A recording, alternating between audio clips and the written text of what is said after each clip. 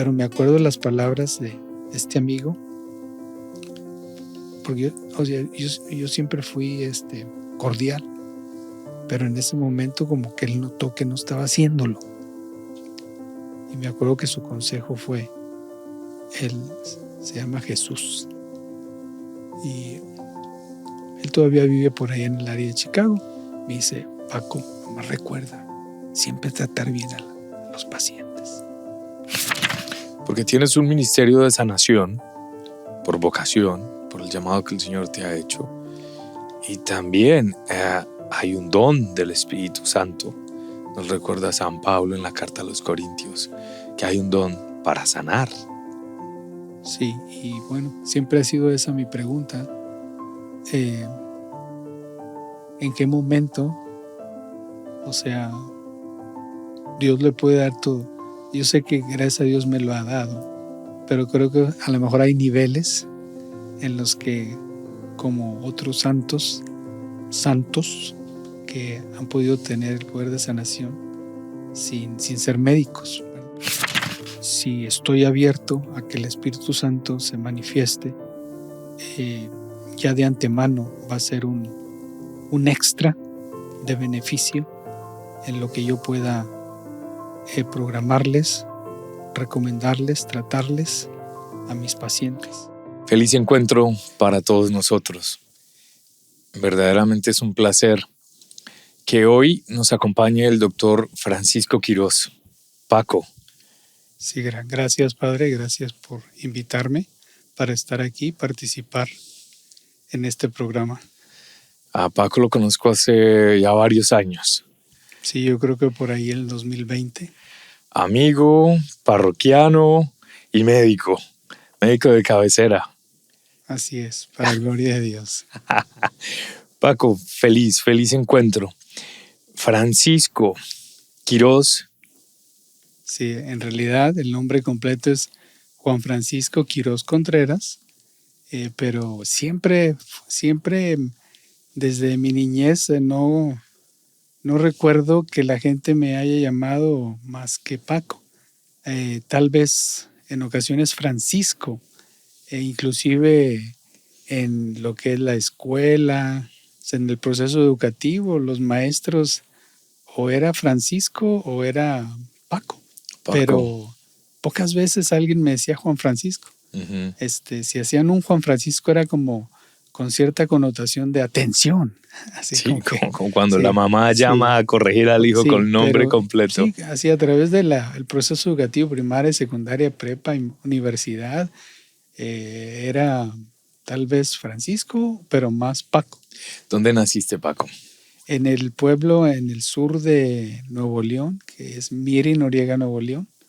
Es un pueblo, a un pueblo pequeño, pero ya ha crecido. Y ahí fue donde nací.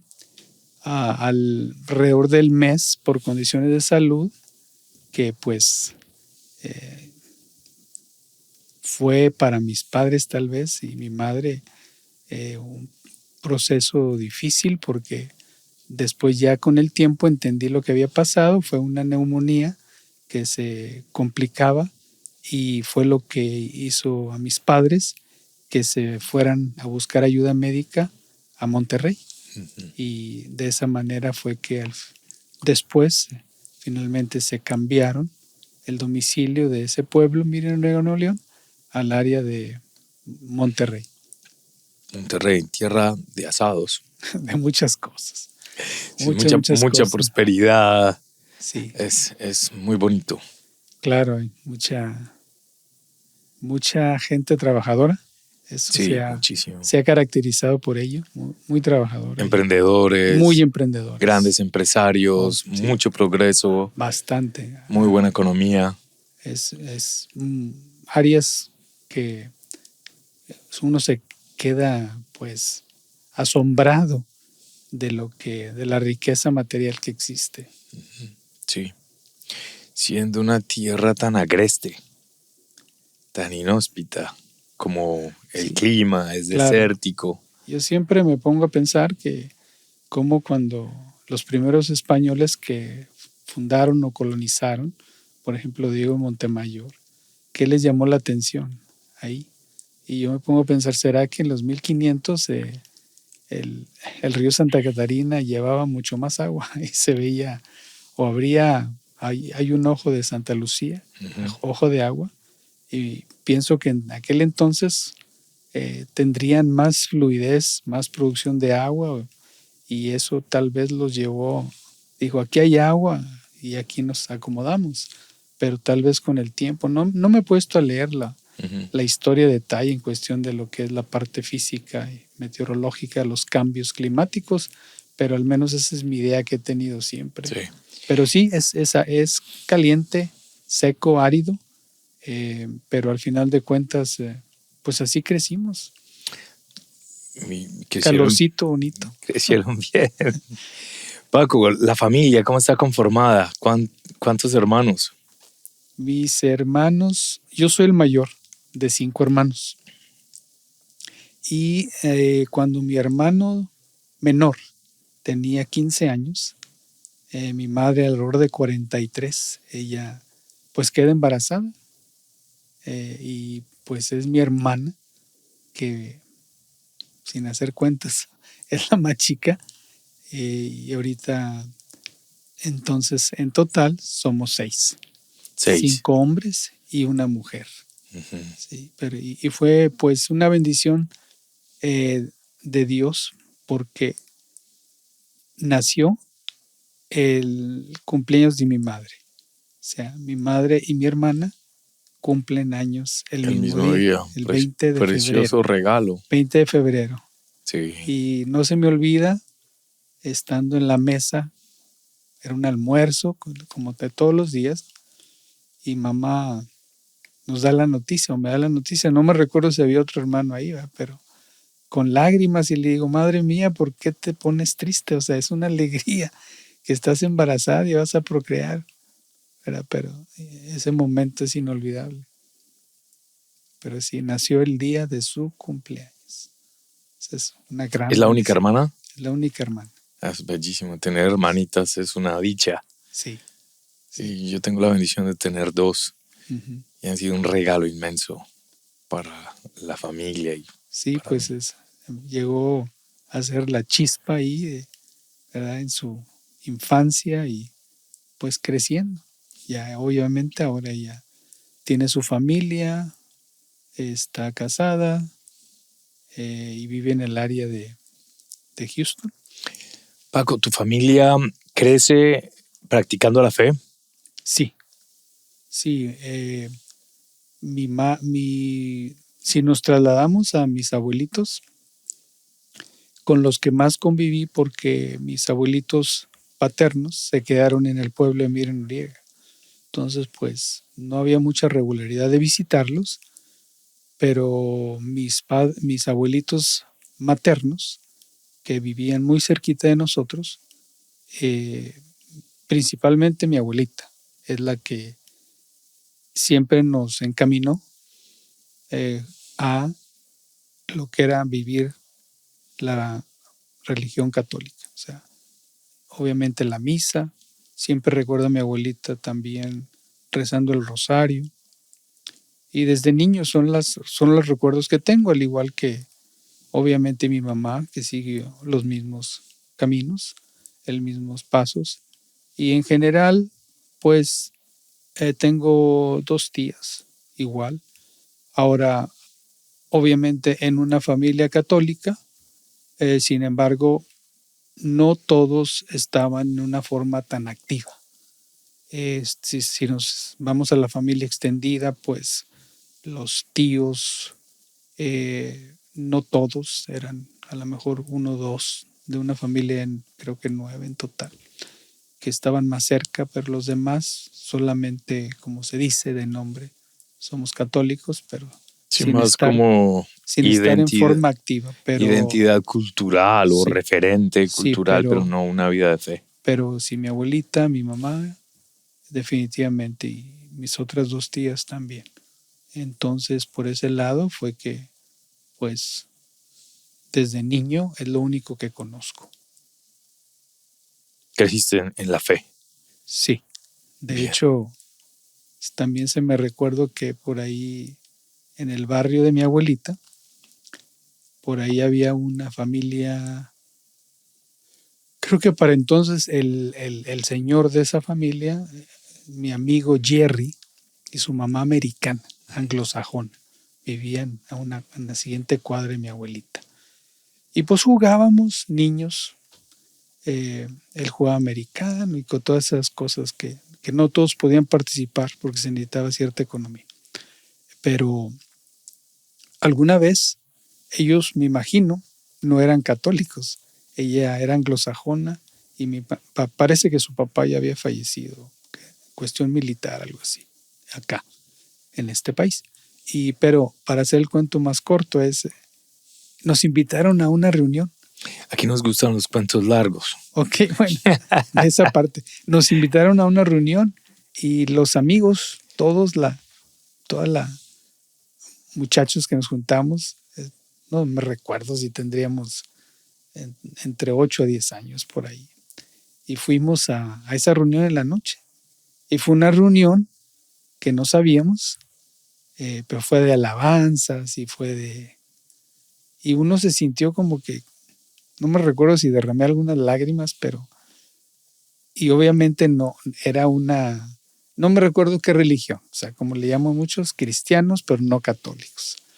Y después me recuerdo que se corrió la voz, ¿verdad? De que habíamos ido ahí. Y en algún momento, pues mi mamá me dice, y entre comillas, así como que me llamó la atención, dijo, hijo, es que eso, pues no es de nuestra religión, ¿verdad? Pero si recuerdo bien, fue la única vez que participé así, en forma inocente, sin saber a qué estaba yendo.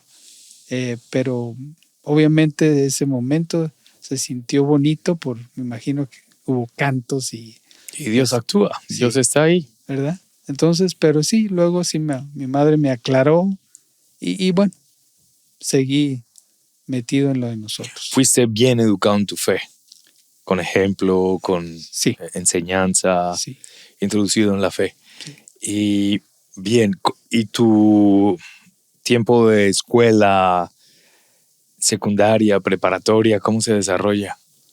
Primaria, era una primaria que hasta la fecha está ahí, en un barrio de mis padres, y estuve 3 años ahí. Siempre hubo una característica que yo le digo, o sea, a mí nadie me enseñó a distinguir. O sea, mi madre nunca me dijo, estos niños son así o estos niños son así. Sí, no había distinción de clases. O sea, pero en mi forma de pensar y en forma de ser, desde niño, o sea, yo tenía cierta predilección por amigos. ¿Sí? O sea, sin yo ser, por decir, porque era una colonia enfrente de la mía, o sea, de un nivel económico mejor. Sí. Y esos niños eran mis amigos, eran mis compañeros, eran los que yo me identificaba. Sí. Y yo siempre digo, ¿por qué? Si a mí nadie me inculcó eso. Pero eso era algo innato que yo traía.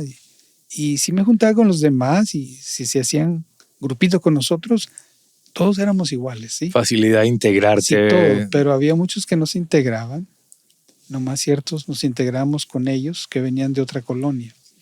Construyen la primaria en ese fraccionamiento.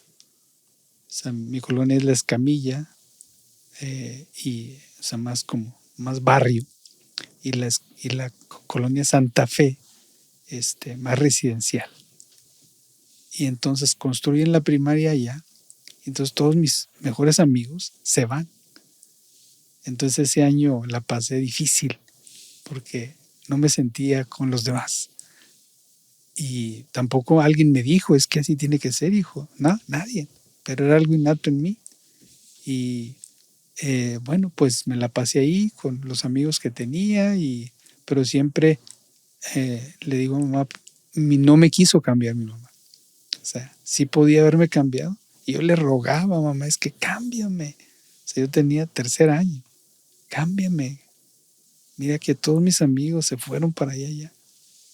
No, hijo, tú te quedas aquí, vamos a ver cómo. Y bueno, ya pasé ahí. Fue que entonces hasta el cuarto año, que es el tercer año lo hice ahí todavía, y el cuarto año ya me cambió para allá. No era tan lejos, o sea, estamos hablando tal vez 1 kilómetro caminando, pero a partir de ahí hice la primaria con ellos, después la secundaria en otra colonia un poco más lejos, nos tocaba caminar también, y terminé la secundaria en esa colonia, eh, y luego ya me fui para el centro de Monterrey a hacer la preparatoria número 1 de la Universidad de Nuevo León, que entre comillas se hablaba que tenía un poquito de mejor Nivel nivel académico. académico, de mejor enseñanza. Recién habían construido en esa colonia Lindavista, donde vivían mis abuelitos, una preparatoria. Pero pues dije, caray, aquí está bien fácil, porque caminando me voy a ir, pero por la situación de que tenía más prestigio en cuestión de eso. No era privada, era pública, Universidad Autónoma de León, no era privada, o sea, había ya preparatorias privadas, pero dentro de lo que era, entre comillas, dentro de la Universidad de Nuevo León, que es pública, por llamarlo así, esa era la que podría decir, me quedaba a lo mejor, bueno, había otras más lejos, pero ahí tenía que tomar un camión rutero, un camión público. Paco, ¿a qué edad hiciste tu primera comunión? Como alrededor de los 9 años. ¿Tienes Sí. recuerdos de eso? Sí, sí, sí. O sea, ahí en la parroquia María Auxiliadora era donde tomaba el catecismo, sí. Y pues al final, después de la preparación, fue que hice la primera comunión, pero igual, por ahí, alrededor de esa edad. No recuerdo, podría ser un poquito antes. No, ¿Y tienes recuerdos de esa experiencia espiritual?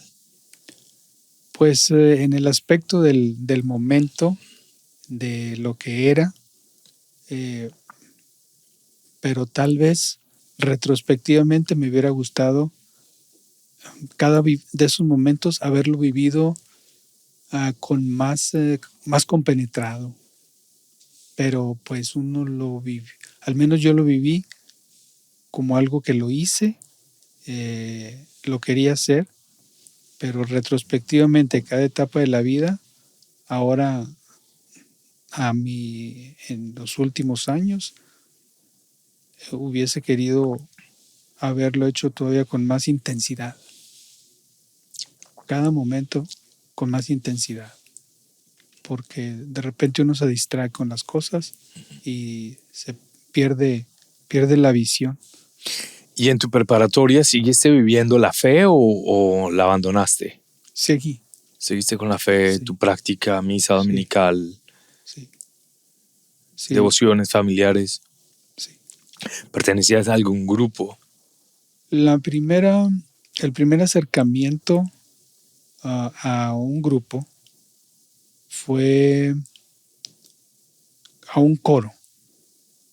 Bueno, los retiros espirituales en la parroquia María Auxiliadora, ahí en la Linda Vista, en Monterrey, más bien es Guadalupe, ¿verdad? Están juntitos ahí.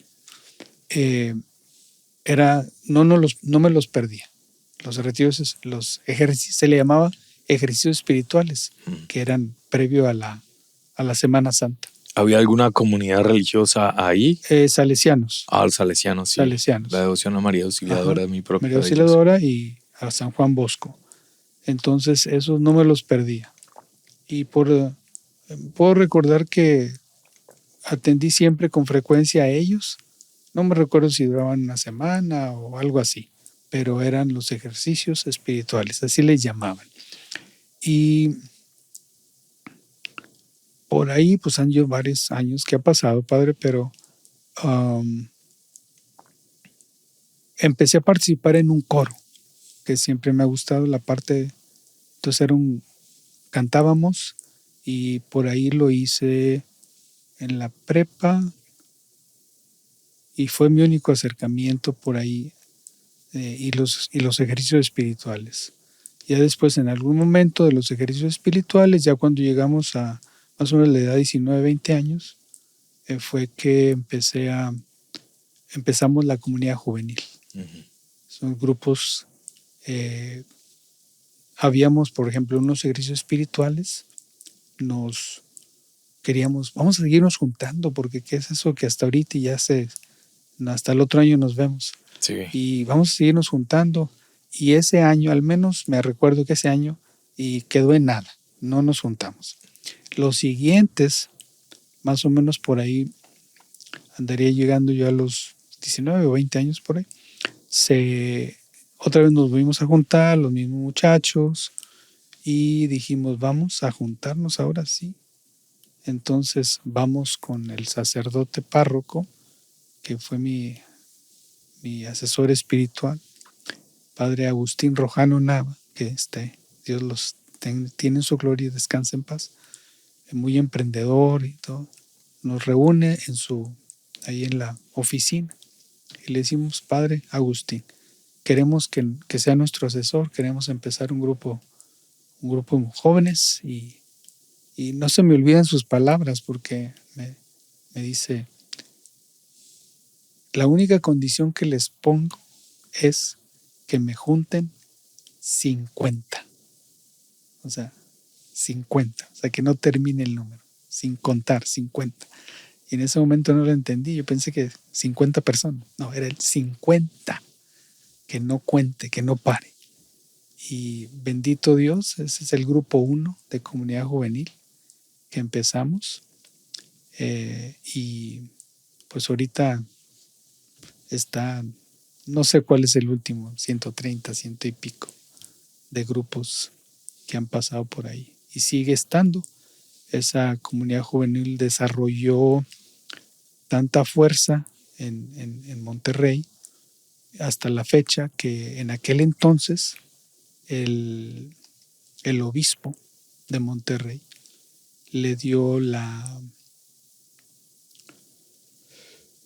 posibilidad de que se abriera un seminario dentro de comunidad juvenil, y los sacerdotes que han sido ordenados han seguido siendo los formadores de los grupos y de los muchachos, ¿verdad? Wow. Entonces eso empezó desde entonces, o sea, estamos hablando por el 80, 81. Y se ha sostenido. Se ha sostenido. En los años. Sigue habiendo jóvenes, sigue habiendo vocaciones. Sí, siguen saliendo sacerdotes y sigue la comunidad. Después, en un momento como nuestros padres, no tenía yo ese problema, pero más las compañeras, más las muchachas, más las amigas, sus padres les daban pues un poquito de resistencia, problema, porque pues eran los retiros iniciales, los hacíamos como se llamaba el barrial, era un tipo quinta, rancho marista, y de los hermanos maristas, el barrial, y así lo conocíamos. Y pues era ir viernes, sábado hasta el domingo, ¿verdad? Entonces, pues a veces los papás no querían que sus hijas se quedaran a dormir. Claro, claro. Entonces se empezó por el Espíritu Santo a pensar a formar retiros para nuestros padres. Y se formó Famenal. Ese era el grupo de los papás. Y empezamos a... O sea, todo eso eran noches, padre, con el padre Agustín, y formando los primeros retiros de nosotros. Era escribir. Y era todo en base a el camino de Dios, desde el Antiguo Testamento hasta Jesucristo. Entonces, cada retiro se forma en base a lo que es el Antiguo Testamento y el Nuevo Testamento. Y cada retiro tiene un nombre que ejemplifica la etapa del Antiguo Testamento. O sea, Noé, Abraham y así sucesivamente Moisés, reyes, y hasta que llegas a Jesús y el Espíritu Santo. Eso se agregó ya después de nosotros, el encuentro del Espíritu Santo. Bueno, nosotros llegamos hasta Eaj, que era con Jesucristo, pero luego agregaron eso. Entonces era escribir, poner noches y así. Y así fue que cuando vimos la necesidad de que los padres pudieran atender, los padres de familia, atender el retiro, para que pudieran entender lo que hacíamos y no se preocuparan por sus hijas, fue que empezamos los retiros para los padres, que hasta la fecha se mantienen. O sea que se forma una comunidad evangelizada y evangelizadora que sigue nutriendo las próximas generaciones, Sí. sigue transmitiendo la fe. Es bellísimo. ¿Ya cuántos años lleva esa experiencia? Pues empezó, si mal no recuerdo, alrededor del 80, por ahí. ¿Y cuáles son los frutos de todo esto? Jóvenes convencidos y que se han desarrollado después en profesionistas, me vienen a la mente con mucha capacidad, gracias a Dios que han, desde el punto de vista profesionista, pues muy desarrollados. Y también volviendo a eso, hay hermanos consagrados que también están ahí con los seminaristas. Entonces todo ha sido el fruto de esa iniciación. Y también hermanas consagradas, algunas de las cuales han seguido para lo que es la vida religiosa. Comunidades diferentes. Sí. Entonces eso ha sido el inicio, por decir, mío. A todo esto la iglesia le asignó un nombre, es una organización aprobada. Sí. ¿Cómo se llama? Sí, eso es lo que era comunidad juvenil. Empezó así. Comunidad juvenil. Sí. Qué bueno. ¿Y por qué decides ser doctor, médico? Bueno, cuando yo estaba en secundaria, tenía un tío, o tengo, que era abogado. Entonces, como que decía, me llamaba la atención, ¿verdad? A lo mejor me gusta ser abogado, ¿verdad? Pero en algún momento, yo creo, como ya en la prepa, empezando la prepa, fue que me empezó a llamar la atención la parte médica. Y bueno, por ahí en la prepa me tocó, yo siempre jugué fútbol, soccer, y desde niño, y siempre participé en los representativos de las escuelas en las que estaba, primaria, secundaria, prepa, universidad. Pero ahí por la prepa fue un momento decisivo porque me tocaba decidir si seguir jugando o no. Y por ahí cuando participaba en lo que eran las fuerzas básicas del Club de Fútbol Monterrey, estábamos allá participando donde hasta la fecha entrenan ellos. Y pues yo andaba por ahí esos meses queriendo estudiar algo que me dejara jugar. Pero al final de cuentas Dios puso las cosas y me decidí a estudiar medicina. Y una de las razones, aparte de que me gusta, para mí era como también, era como un reto de lograr algo que no fuera sencillo. Y aparte de gustarme, era un reto, algo que no sea sencillo para poder lograrlo, que es como lo he hecho en mi vida. Un reto, y obviamente me gusta, pero era un reto. Es decir, no es fácil estudiar medicina. Y pues bueno, me emprendí con el gusto y el reto. Y así fue como me orienté a terminar medicina. Sí. ¿Alguna situación familiar o personal que te llevara a elegir medicina por encima de otras cosas? No que yo recuerde, padre. Gracias a Dios, pues así cosas graves de salud de mi infancia, creciendo, en mis hermanos o familia, que me haya hecho pensar eso, ¿no?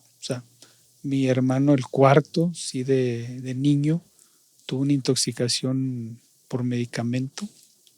Y yo me recuerdo que estaba ahí, sí, en un hospital infantil, pero pues nunca pensé que él no iba a vivir, no me recuerdo, siempre se me hizo como que lo estaban atendiendo, Pero no me quedó como que esa o ninguna otra situación en la familia de decir, es que como hubo tanta enfermedad, pues yo quise ser médico. No, Porque sí, a veces esa es la motivación. no, en realidad no. Entras a la facultad, empiezas a estudiar.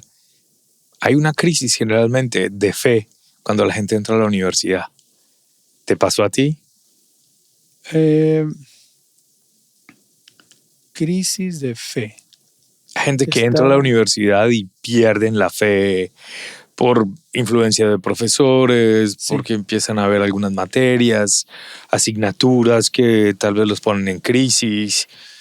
Sí, en realidad no, padre. O sea, en la preparatoria había un maestro que en una clase de ética, o sea, él era sus ideas y su mentalidad, lo tengo en la mente y su nombre, socialista, y nos hizo hacer un trabajo en relación a la cuestión económica y cómo sería una sociedad de una manera. Y pues yo escribí lo que yo pensaba, es que en una sociedad en la que todos trabajan y progresan, no una sociedad donde pues alguien toma ventaja de cosas, en fin, o sea, yo no me, no me sentí que iba a tener que hacer algo que no era lo que yo pensaba con tal de sacar la calificación buena, sino dije, pues yo voy a escribir lo que yo creo, eso. Pero esa fue una cuestión de que alguien me quisiera embaucar por un camino, pero no fue en realidad tan fuerte ese momento. Esta experiencia con este profesor socialista pensaba distinto o pensaba de una manera que él quería compartir con ustedes. ¿Qué te dejó esa experiencia?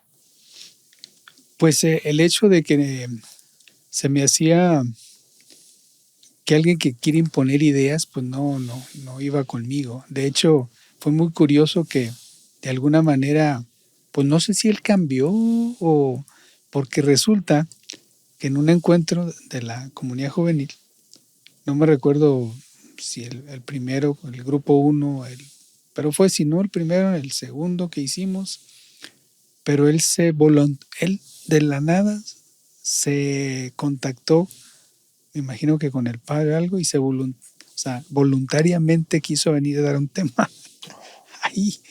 Y para mí, ¿Sobre qué tema? o sea, No te acuerdas, sí, claro. Pero sí llama la atención. Sí, entonces yo le digo al padre Agustín, le digo, es que este profesor yo lo conocí y así, así, así. Y dije, pues nomás ponga atención porque no sé qué ideas traiga. Pero, o sea, no, o sea, dijo, no te preocupes, vamos a estar atentos. Pero vino él a dar un tema. Ciertamente no fue un tema como el que tal vez en la preparatoria me hizo sentir. No me recuerdo exactamente de qué platicó, pero muy probablemente fue en relación a, no sé, crecimiento, desarrollo humano, algo así. Pero no fue nada que dijera negativo. Pero pues ojalá que en ese momento alguna conversión en él hubiese habido, ¿verdad? Para que llegara ahí. Pero fue curioso porque no sé si un año, 2 años previos, ahí fue que se apareció él. Esos años de universidad, ¿qué fue lo que más te aportaron? Aparte de todo el conocimiento académico y todo esto, desde el humano, desde la fe, ¿cuál fue tu riqueza ahí? Los primeros años básicamente fueron difíciles. El primer año fue difícil porque eran duras las materias, ¿verdad? Eran duras. Entonces, pues me tenía que abocar a estudiar mucho y pues memorizar mucho. Ese era tu reto, ¿no? Sí, y eran horas, a veces poco dormir. Y bueno, ahí básicamente estaba enfocado en eso. Y pues dentro de mí no me recuerdo haber hecho nada extraordinario en el aspecto de ir a misa pedir ayuda. O sea, no estaba estudiando y iba a misa el domingo y seguía yo en mi situación, ¿verdad? Eh, um, Igual dejé ese año dos, o casi dos, dejé más que el domingo con un equipo del barrio. O sea, dejé ya la parte de aspirar a cosas más grandes y me iba a jugar el domingo, hacía el juego y me venía a estudiar. Sí. Y era todo. Entonces, pero a la par con la parte, lo que es religión, pues básicamente si puedo pensar, puedo recordar, eh, um, estoy tratando de ver dónde se compagina una cosa con otra. Pues si ya estábamos en la parte de grupos, pues atendía todas esas reuniones, las juntas, los retiros, estaba en esa parte activa.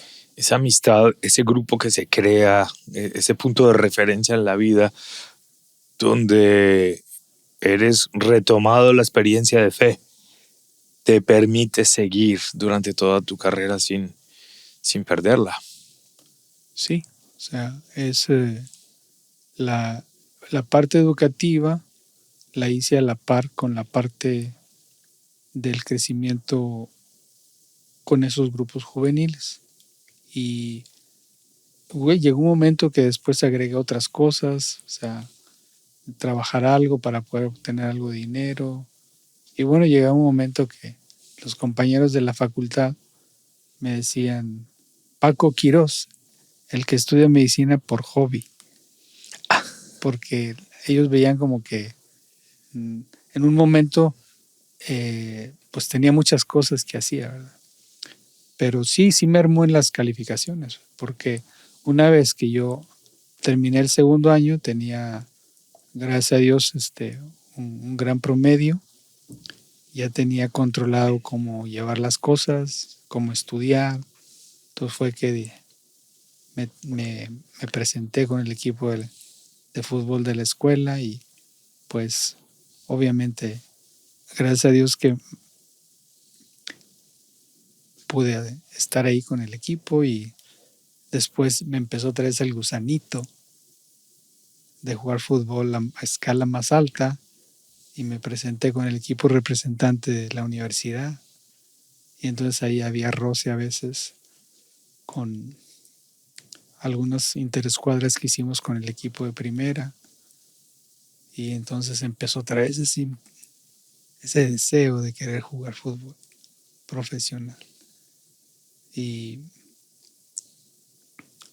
Pero me entrenábamos duro y jugaba con el equipo de medicina, jugaba con el equipo de Tigres Universitario, pero para empezar el cuarto año mi promedio empezó a bajar. Y fue que ya en un momento dije, no, pues, o sea, esto no va a pasar. Y me volví a meter en la escuela, volví a levantar mi promedio y terminé. Y continué mi estudio de especialidad. ¿En qué te especializaste? En México, y eso va muy de la mano porque todo eso estaba en comunidad juvenil, ¿verdad? Sí. Desarrollando todo eso. Entonces, en algún momento, durante la carrera, también sería por ahí cuarto o quinto año, de querer venir para Estados Unidos al reto de poder ejercer medicina acá. Pero cuando terminé la carrera, hice mi servicio social en un pueblo chiquito, un ejido, como a unos casi una hora de Monterrey. Y por ahí pensando, estaba en comunidad juvenil bien comprometido, después de que terminabas tus 5 años, tú podías participar o animador o asesor de auxiliar. Y yo me comprometí a ser asesor de auxiliar. Y pues después de pasé el examen nacional para hacer una especialidad y dije, mejor me calmo, mejor acá me quedo, ¿para qué me voy? Aquí le sigo, mejor voy voy a hacer los 5 años de asesor, de auxiliar de asesor, con otro grupo. En este caso era el grupo 11, o sea, yo era el 1, el grupo 11, y fui el auxiliar de asesor de ese grupo por casi los 5, porque antes de terminar fue que me vine para acá, pero volviendo al punto de la carrera, fue al par con esto, y en la, ya durante la especialidad fue medicina familiar en México. Medicina familiar, que eran 2 años académicos, obviamente con entrenamiento, y el tercer año que le llamaban año de campo. Me tocó ir como a una ciudad como a 2 horas, cerquita de Monclova, se llama San Buenaventura, Coahuila, y ahí estuve, iba a ser el año, pero cuando estaba en la especialidad, otra vez me empezó el impulso de venir para acá, Para venirte a para, Estados Unidos. para poder ejercer medicina acá, porque pues yo durante la carrera veía que escuchaba de compañeros que venían de Estados Unidos, iban a Monterrey a estudiar y luego en algún momento se iban a regresar. Entonces, pues aprendí de eso, y como otro reto, compañeros míos que querían venir y yo sabía que no era fácil. Entonces, pues primero lo tranquilicé y hice lo que le dije, pero ya como ahí, cuando empecé la especialidad, tal vez al final del primer año, me empezó el impulso de nuevo. ¿Y en qué rama estabas haciendo la especialidad? Allí medicina familiar. Medicina Sí, familiar. la medicina familiar. Y pues el tercer año, cuando estaba en San Buenaventura, yo cuando ya me fui para allá, ya llevaba todo el plan de lo que iba a hacer. Quería seguir aprendiendo más inglés, que ya había, porque ya me iba muy seguramente me iba a venir. Y también iba buscando una plaza ahí que me diera la oportunidad de estudiar para los exámenes médicos acá. Entonces, bueno, por ahí había una plaza que era el jefe de enseñanza, pues tenías más tiempo, que no estabas en la consulta diaria, échale ahí. Y así fue que tomó, pero llegó un momento en el que las cosas no se dieron en el hospital, cambió el director, ya él no me daba apoyo, quería que me fuera a la consulta, quería poner a alguien más. El primer director, él me dijo, aquí tú vas a ser el que va a mandar. Yo aquí, él no estaba, padre. Él nomás venía a cobrar. El director me dijo, aquí lo que tú digas se va a hacer. Tienes toda mi autorización. Si hay algún problema me hablas, pero si no, tú resuélvelo. Aquí, lo que tu palabra diga, y no, pues, entonces yo organizaba todo, pero había gente que no le gustaba. Había gente de los compañeros que no le gustaba. Entonces, pues, Dios los bendice, Dios los bendiga. Hasta la fecha me acuerdo. Una compañera venía y me decía, Paco, ¿en qué te ayudo? Venía a mi oficina. Le digo, por su nombre, digo, ¿sabes cómo me puedes ayudar? Asegurándote que toda la consulta se vea y no se tarden y no, así me vas a ayudar en una gran cosa. Pero a la fecha, después, cuando quitan ese director, viene otro. Entonces ese director como que ya no, algo, y empezó a hacer grupito con esa compañera, compañeros, y empezó un pequeño complot y para destituirme de esa posición. Pero para entonces, padre, yo había decidido que yo me venía. Entonces llega un momento en el que saco una incapacidad. Le digo a un amigo, traumatólogo, dame una incapacidad. Ya le dije, tengo una incapacidad y no me recuerdo cuántas semanas. Pero dije, voy, checo y si no, pero no, ya. Llegó un momento en el que por las circunstancias y mi pensamiento y lo que yo quería hacer, ya dije, sí me tocó un par de semanas de llanto en las noches. Duro. Duro, porque yo decía... Una ruptura, la persecución. Bueno, más que no, ahí no era tanto así, simplemente en mí era decir, Dios mío, o sea, ¿para qué me voy? ¿Para qué me meto en eso a lo mejor tan difícil, dejar aquí a mis padres, mi novia, mis amigos, ir a ver qué pasa, quién sabe? Y lloraba en las noches. Decía, ¿Fue difícil validar tus estudios aquí? sí, sí. Pero al final de cuentas, quiero mencionar que una vez, para contestarle eso, déjeme decirle eso, estaba mi padre barriendo afuera. Y yo le digo, papá, ya me voy a ir. Y él, no, pues siempre ha sido más cerrado de sentimientos, ¿verdad? Más fuerte.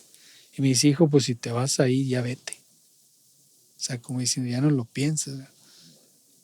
Y bueno, pues a mí me hizo así como que, o sea, que me hubiera dicho, no, espérate, mi hijo, fíjate que es... Y mi madre callada. Yo le dijo, mamá, voy un año, aprendo inglés, a ver cómo me va. Y ella se quedó con esa, pues con esa esperanza de un año. Pero ella callada, pues haber sufrido mucho. Porque pues ahora que vi que mis hijos se fueron de la casa y me ha costado, Ya me ha dolido, aprendiste lo que significa el nido vacío. yo vi lo que mi madre sufrió después que dije, Sí. no, es que me quedo, mamá. Y contestándole su pregunta, sí, es difícil, vienen cantidad de extranjeros y aquí no revalidas yendo a la escuela de nuevo. Aquí revalidas tomando un examen nacional, que en aquel entonces ha cambiado un poco ahora, pero en aquel entonces eh,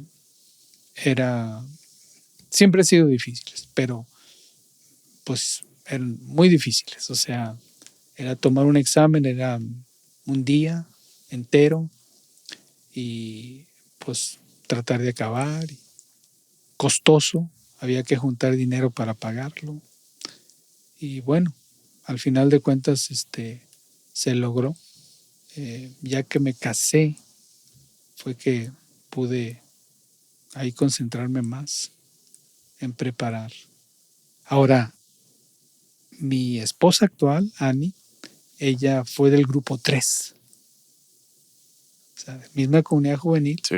el grupo 3, de la otra colonia, como a unos 6, 7 kilómetros de nosotros. Ahí se empezó el grupo 3, y el grupo 4, y sí, sí. Entonces salían acá, y ahí fue donde conocí a Annie.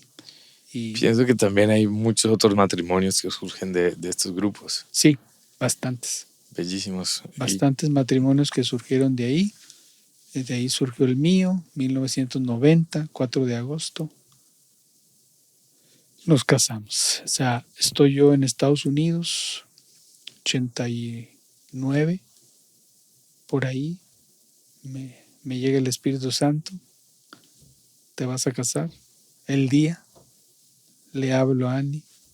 ¿Sabes qué? Nos vamos a casar el 4 de agosto. Faltaba un año y un poco más, pero falta mucho. Ya me dijo Dios que ese día es 4 de agosto.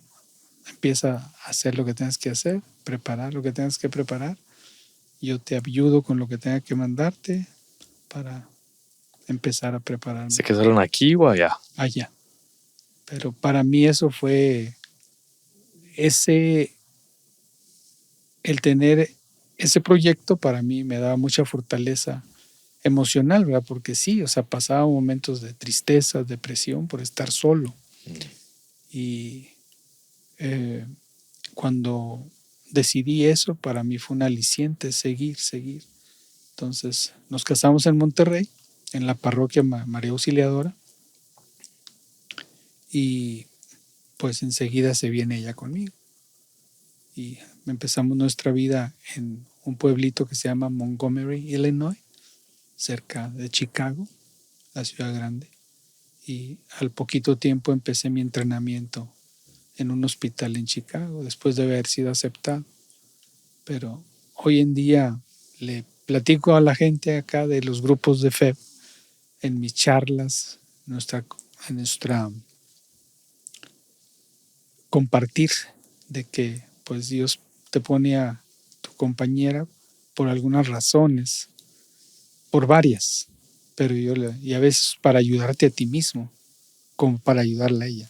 Pero le digo que aún así pasa uno los exámenes, padre, y luego para obtener una posición en un lugar también está en chino, porque son muchos los aplicantes, son muchos los que van y llenan la solicitud. Tienes que ir a muchas solicitudes en todo Estados Unidos para que te den una o dos entrevistas. Sí, a ver dónde. Es difícil cuando te graduaste en una escuela fuera, porque tienes que competir con los que se graduaron aquí en Estados Unidos. Entonces ellos llevan la mano, sí. Ellos llevan la prioridad. Entonces, pero fue curioso que, bueno, yo había aplicado para el sistema que compagina candidatos con posiciones en hospitales y se había pasado eso. Dije, bueno, me espero el próximo año, pero justo un amigo que ya había entrado un año antes me habla y me dice, van a entrevistar porque se salieron dos. Un filipino de papás ricos que dijo, esto no es para mí porque estoy batallando, yo me regreso con mi papá a los negocios que tiene allá y no necesito esto. Y creo que el otro desafortunadamente lo usó algo de sustancias indebidas. Entonces hubo dos posiciones y entrevistaron a muchos para esas dos posiciones. Y en mi entrevista, como Annie, por la parte de su papá, un tío político casado con la hermana de su padre, tenía un hermano médico en Chicago, de Monterrey, radiólogo, que tenía de mucha presencia en Chicago, conocido. Entonces yo lo conocí, lo fuimos a su casa y me dio una carta de recomendación.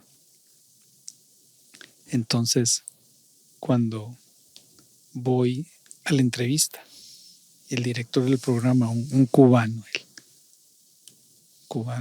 buena gente, me dice, oh, ¿tú conoces a Moncada? Le digo, sí,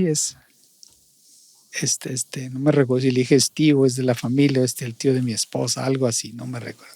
Ah, qué bien. Pero bueno, yo creo que eso algo influyó en la decisión que me eligieran a mí para una de esas, ¿verdad? También influyó mucho que, aparte de tomar esos exámenes para entrar a un programa, después había que tomar otros exámenes para sacar tu licencia. Entonces, pues como en un año, 2 años, iba a cambiar el sistema, entonces si yo no tomaba y pasaba esos otros, tenía que regresar a hacer la primera parte, que era básica, las materias básicas, química, fisiología, que eran más complicadas que las clínicas. Entonces, bueno, al final de cuentas yo me tiré a ir al estado que te permitía, porque no todos te permitían tomarlo sin haber hecho un año de especialidad. En fin, voy, gracias a Dios, milagros, padre, ¿ok? Esos son milagros que han ocurrido, porque... Eso me encanta que me cuentes. Milagro, porque primero, bueno, de esa entrevista salgo porque me toca con un polaco, maestro, y él me barrió, me hizo sentir que yo no sabía nada. Entonces mi mamá y Annie me habían venido conmigo a la entrevista de Montgomery, manejamos 1 hora a Chicago, y yo, como a veces aún me pasa, ya no tanto, pero antes me pasaba que si me siento mal, me fue mal, no hablo. Entonces, mi madre, que siempre me ha tratado de consolar hasta la fecha, ella con sus palabras, hijo, es que ten fe. Y yo no hablaba porque ese maestro me había hecho sentir, dije, no, aquí ni de chiste me van a dar esa posición. Me fue malísimo con él. Me había ido bien con el director y con él malísimo. Que me hizo unas preguntas médicas, cosas así, yo no pude contestar, o era cardiólogo en fin. Me voy allá a Filadelfia a tomar esos exámenes. Son 3 días de examen, de las 8 a las 5, 1 hora para comer. Y son imagínense un centro de convenciones grandísimo. Y hay 2,000 gentes sentadas. Y están tomando el examen el mismo día en todas partes de Estados Unidos y en el mundo. Para el 5% que es la estadística que pasa. Entonces empiezo el primer día, termino. Segundo día, termino. El tercer día lo que quieres es acabar e irte. Y dices, en mi mente, me voy a preparar para volver a tomarlo, porque aquí ni de chiste voy a pasar. 5%, yo volteaba a ver, aquí hay 2,000 gentes tomando el examen. Wow. Ni de chiste. Entonces ya yo me voy haciendo la idea de que voy a tener que prepararme y regresar. Pues bueno.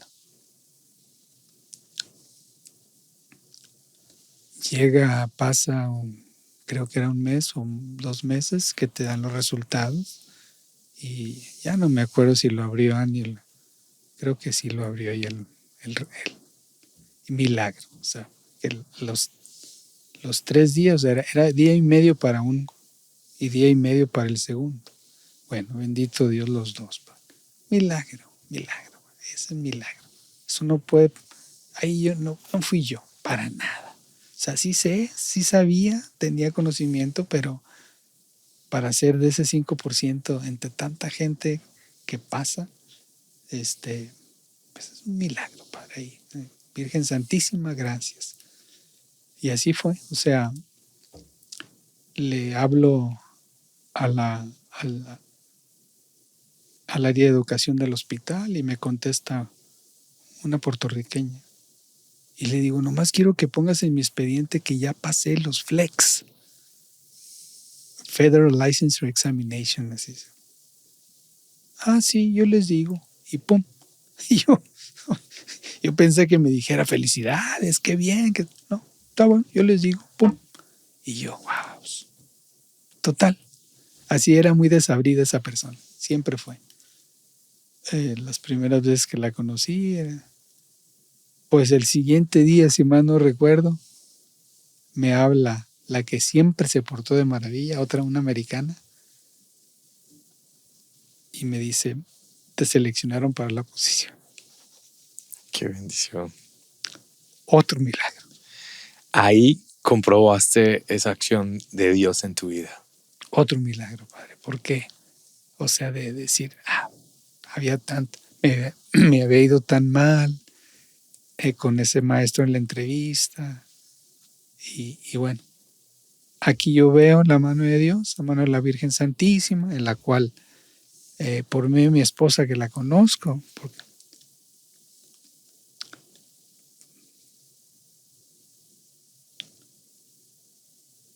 porque él ya sabe de antemano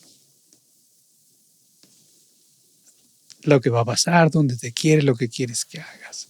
Entonces yo siempre digo, obviamente sí, o sea, hay muchas cosas que yo le he ayudado, ella me ayuda, pero en ese momento el hecho de tener ese familiar que me dio una carta de recomendación tuvo algo que ver en la decisión del director. Y sí, el hecho de que les traigo que yo ya pasé esa otra parte, pues también fue ayuda porque pues ya ellos no se tenían que preocupar de mí, de que tenía que aprobar eso en algún momento. Y si me iban a contratar después al terminar, pues yo ya estaba listo para poder tener la licencia al salir. Bellísimo. Y todo eso influyó, todo eso. Claro. Pero ¿Hace cuántos años ya estamos hablando de esto? Empecé en el 93, terminé en el 96, al final del 96.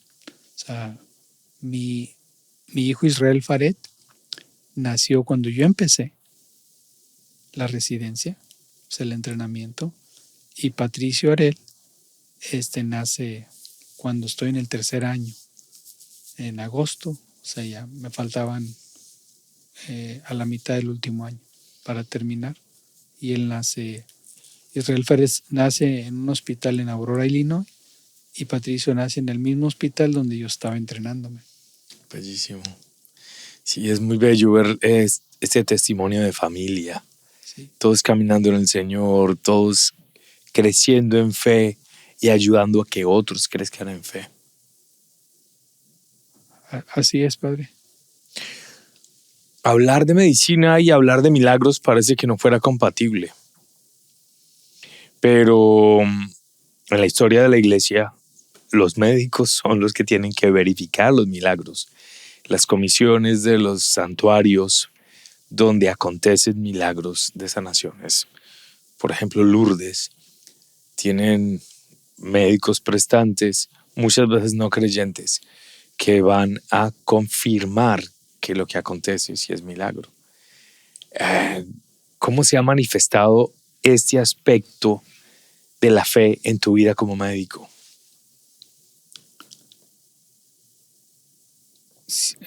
Siempre, pero más en los últimos años,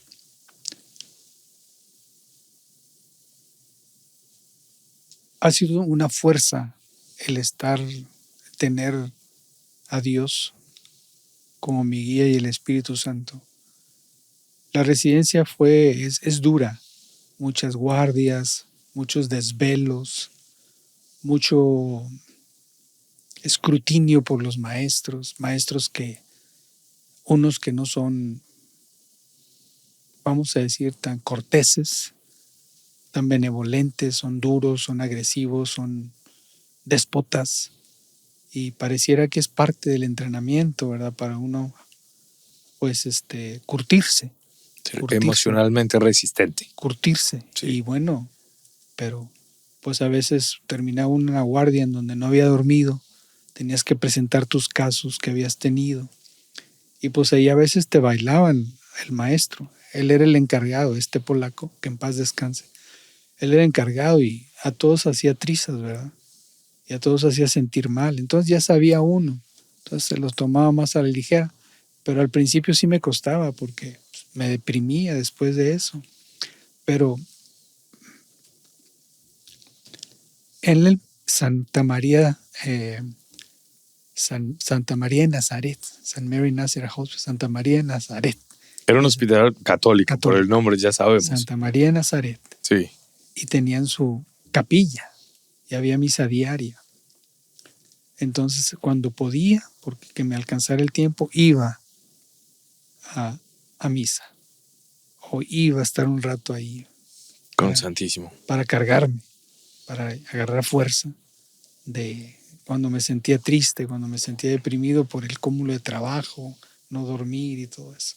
Entonces, esa era la manifestación de esos 3 años ahí, de duros, pero en un hospital católico, donde tenía una capilla donde me podía ir a recargar. Entonces, ahí empieza, o sea, desde ahí. Entonces, pues de alguna manera, siempre lo trataba de reflejar. A veces durante la residencia, siendo doctores hispanos, nos tocaba tener muchos pacientes. Tenía compañeros polacos, hindús, de mi clase, de mi generación. Y pues en la clínica, que era la consulta ya después de salir del hospital, te ibas a la clínica, pues me tocaba ver mucha gente, ¿verdad? Por el idioma. Sí, porque los hispanos, en lo que era mi año, tenía un colombiano, un mexicano, y los demás era polaco, asiático, de China, hindús. Entonces ellos estaban sentaditos ahí. Llegué a uno que era de habla hispana, perdón, de habla inglesa, anglosajón, ya le tocaba ver a uno, ahí despacito. Y nosotros, ¡shum! Y el siguiente, claro. Siguiente. Pues a veces obviamente perdía cansado y perdía esa naturaleza mía de tratar bien. Y a veces a lo mejor molesto, porque ya el cansancio me vencía y había personas que decían, ay, pero otra vez esto y así. Pero me acuerdo las palabras de este amigo, porque yo siempre fui cordial, pero en ese momento como que él notó que no estaba haciéndolo. Y me acuerdo que su consejo fue, él se llama Jesús. Y él todavía vive por ahí en el área de Chicago. Me dice, Paco, nomás recuerda, siempre tratar bien a los pacientes. Ciertamente notó que por ahí estuve gruñón o molesto con alguien y no se me olvidan sus palabras, ¿verdad? Pero ciertamente sí lo acepto porque de repente sí estuve así, pero en general siempre fui muy cordial con la gente, en general siempre lo he sido. Y obviamente esa manifestación desde que tengo mi consulta privada propia, pues que era algo que yo siempre, cuando trabajaba en otro grupo médico, siempre era lo que decía, en algún momento quisiera tener esta atmósfera, música tranquila, ver a los pacientes tranquilos, dedicarles tiempo y poder, de alguna manera, a través del Espíritu Santo, que hay algo de sanación, ¿verdad? Entonces, pues, siempre que puedo, a través del Espíritu Santo, de alguna manera, sí Oras por ellos. Sí, pero no les estoy diciendo. No les dices. Hay una parte de la Biblia bellísima que es el libro del Eclesiástico, en el capítulo 38. Y perdona que le interrumpa, porque yo no sé si todos son creyentes, ¿verdad? Oh, sí. Entonces,